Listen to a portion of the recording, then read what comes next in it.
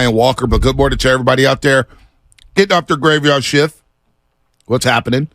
What is happening if you're at work, getting ready for work? What is happening to you? Good morning to you. Drive safely on the roadways. Good morning to the – it's got to be a slow period for the overnight dancers. It's got to be slow. Why do you say that? These streets are dry. It's pretty moist when I woke up this morning. Dewy. Here in business hasn't been good. Oh, well, maybe we should get my boy Norm on because Taqueria Zorro, he runs that establishment right in the heart of that area. So he knows what's happening Yeah, I think he knows what's up. Norm, if you're out there, give us a call. I need to know what's going on with the overnight success. Give us a status update on Broadway. We need that. My posse's on Broadway. We need that. By the way, shout out to First NorCal Credit Union for being the big power brokers for YouTube and Twitch. YouTube and Twitch now presented by First NorCal Credit Union. Shout out to Dave and Greg. We got Dan Graziano coming on in a second here. Whenever you say anything, I'm scared to say any word now. What do you mean? Like you say moist, and people run with the word moist, and they just add it to a sentence that's not appropriate. Kevin Durant, grow up. Yeah, we don't do it. We're not grow up here. When you wake up in the morning and there's dew, okay, and my deck is quote unquote moist from all of the dew. What other way would you like me to describe it? I don't know. Because I don't consider that rain. I consider that morning dew. It's a cringe word, moist. Okay. Just say it was wet. All right. Is that okay? Well, wet to me implies rain, but that's fine. Whatever. Yeah, we're splitting hairs here. I'm kidding. I'm just giving you. You have some serious deficiencies. Exactly. Grow up, y'all. We do. Don't all be like Marcus in Richmond. No, Marcus is a real one. He is a real one. 11 minutes? You can do better. Yeah, boy. We'll have, I don't know if Dan Graziano has 11 minutes off for, especially after listening to that stuff, but he's an NFL reporter at ESPN, been doing a great job since 2016 over there. I love his Twitter game as well. You catch him on Get Up or NFL Live. Dan, good morning, man. Welcome to the Morning Roast. Bonte Hill, Joe Shaskin, the Butcher. How you doing this morning? I'm doing great, guys. How are you? We're good. We're try not to go crazy over training camp and practices and practice camp stats and all that stuff. So it's finally good to have a game coming up on Sunday. But you were at practice last week. What's your overall take on the Niners from a national perspective? Because that's what we're looking for. We hear from all the local guys. We know from a national perspective. When we start with the quarterback position, what is the perspective from Dan Graziano when it comes to the Niner quarterbacks? Well, I mean, I think the expectation is that they'll go with Purdy if he's healthy. Now, the question is, I think when you talk to people with other teams, it's like, well, is Purdy really this guy that we saw late last year? Or, did they catch lightning in a bottle? Can he do that again? So I think, that's first of all, your draft position sticks to you for your career. Like that's a fact of the NFL. Like there are always going to be people that doubt Brock Purdy. You'd be like giving his Hall of Fame acceptance speech, and you'll still be hearing from people saying, it wasn't that good. So a 7-game stretch there where he was great, and I think people want to see it again. And now, teams have had an off season to study what he does, maybe pick apart what they think are his weaknesses. So, it'll be on him to elevate his game and keep stepping up. Everything I've been told about Brock Purdy is that he's the kind of guy that will do that, and the 49ers obviously have a lot of belief in him. So, I think it's exciting. Now, it seems like he's healthy. It seems like he's on track. They haven't, formally said, he's going to be good for week 1 because they're moving him through this program to the last stages of his elbow rehab, but everything seems good. He sounded good when he talked to us last week, and it looks like full steam ahead with Brock unless there's some kind of setback. Well, Dan, forget what he did in the regular season last year. Okay, you're someone who goes from camp to camp, so I want your perspective on this. I don't expect every player to look amazing in practice, but the truly great ones do stand out in practice. Just watching it with no emotion. Is he a little underwhelming at practice? Is he better than what you thought? What does it look like to you as someone who goes to all these different camps and you do see a Josh Allen from time to time or a Mahomes or whomever? All we get to see are these guys. So I don't have a lot to compare and contrast that to. When you see him at practice, what did you see? I mean, you just listed two, historically athletic freaks, right? People who can do things other people can't do. So it's no knock on Brock Purdy if he doesn't look as electric in practice as Josh Allen or Patrick Mahomes. Very few people ever have. Look, I used to cover baseball. 14 years I covered big league baseball. Spring training every single year. Like, I learned early on, like, if a pitcher gets lit up in the spring training game, you don't know what's really going on. He could be trying out a new pitch, right? Right. So when you're watching these training camp practices, the first thing you guys said when you brought me on, like, don't get too crazy over these practices. Like, you don't know what exactly is going. Maybe the play was designed to work better for the defense. Like there's no. I don't think you can really look at now. Coaches will look at these practices and they'll look for specific things in these guys' performance, but we don't even always know what the coaches are trying to get out of the practices. So I think it's a lot to ask to go to a practice and say, does he look good? Does he look underwhelming? I think, I'm a lot more taken with what we saw in real game action from Brock Purdy. Now, are you concerned? Like, I guess I'm questioning, like, are you concerned that, like, the elbow will linger and affect his ability to throw the ball? Is that what you mean when you say underwhelming? Well, no, I guess what I mean is when the coach stands at a podium and says, so-and-so is the real deal, which is what he referred to Brock Purdy as. Well, my question is, like, when I see Nick Bosa on practice, like, damn. I mean, he stands out. He's unreal. Like, sure. Brandon Ayuk at practice is unbelievable. Trent Williams is unbelievable. Fred Warner is everywhere. So when you say, like, the real deal, I know there's many ways to get it done at quarterback. Like, there's something that pops, and maybe his game just doesn't translate to practice or whatever. And I watch, and I'm like, I don't know. I just feel like we're a little afraid to say, like, hey, he's a little underwhelming at practice. Well, right. And look, I mean, Nick Bosa was the second pick in the draft. Trent Williams was the fourth pick, and Brandon Ayuk was in the teens somewhere, right? Like there are reasons these guys look better to you when you see them run around and do this, because I mean they're just sort of more impressive athletically. Now Brock Purdy has other things going for him. Look, I don't know, man. Like, we're talking about a 5, 6, 7 game sample. Is that going to translate to long-term NFL success? Kyle Shanahan believes in the guy. He saw something he thinks that he really liked. Now we've also seen Kyle changed the plan, right? Like, he believes in Trey Lance. And so Trey Lance, I'm sure when you watch him in practice, can do things that dazzle you on a level that Brock Purdy doesn't. But what we haven't seen is Trey Lance win games in the NFL.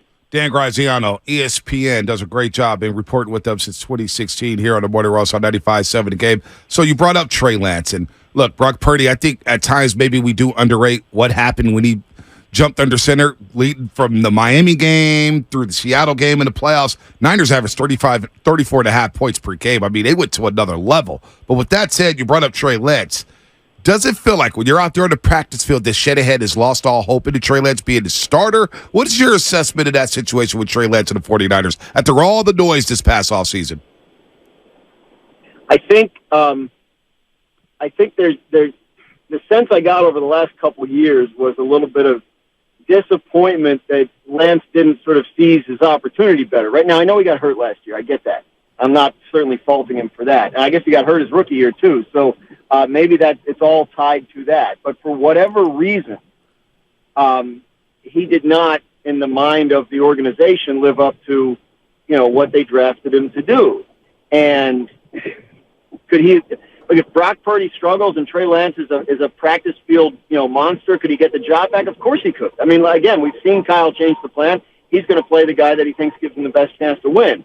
Based on the winning Brock Purdy did last year, that's going to be the guy. And right now it doesn't seem – I don't know that I would say lost all hope, right? They saw enough in Trey Lance once upon a time to move up and make a huge move up in the draft to draft him number 3 overall. The kind of move that if you whiff on that and you don't, find a starting quarterback with the very last pick in the draft, it can sink your franchise. They're fortunate that they did the latter thing, or at least they think they did. But I think, there's ability in Trey Lance. They saw raw athletic ability. They saw, the kind of mindset. They liked everything about the guy when they drafted him.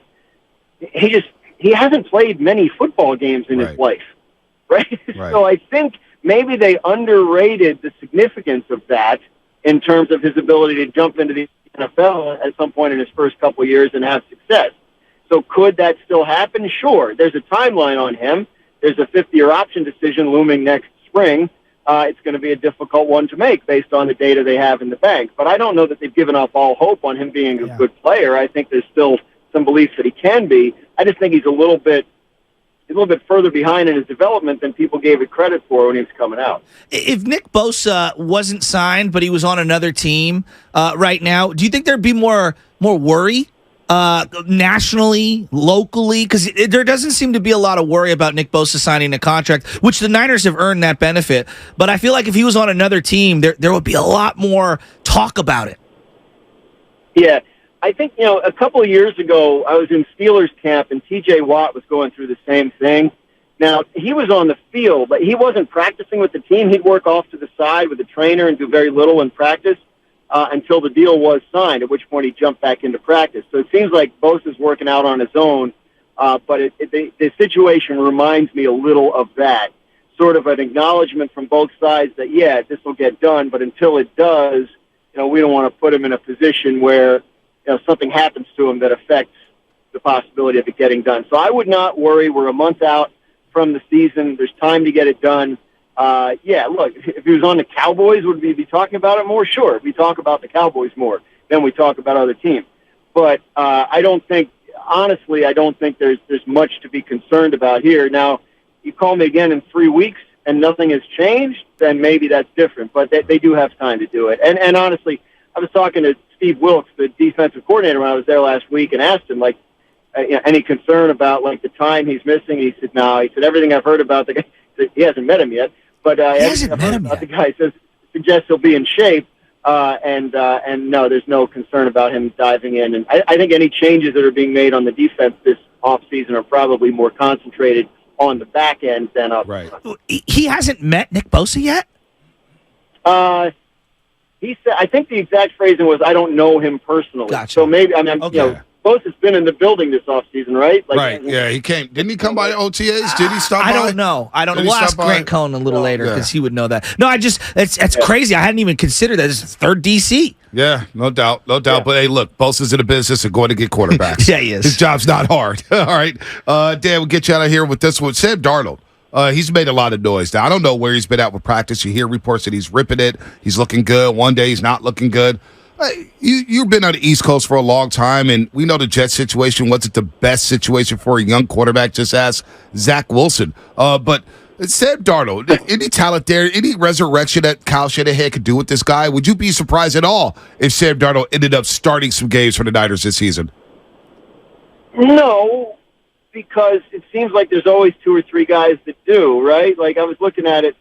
Kyle's been there 6 years. There's only been 2 years where they had a quarterback start more than 10 games. So, no, I wouldn't be surprised. And I wouldn't be surprised if Kyle could get something out of him. It's just, Darnold's a guy, and we've seen this over and over again through the years. He does look good in camp, right? But then when the games start, there's something about him that just doesn't translate to that. Mm-hmm.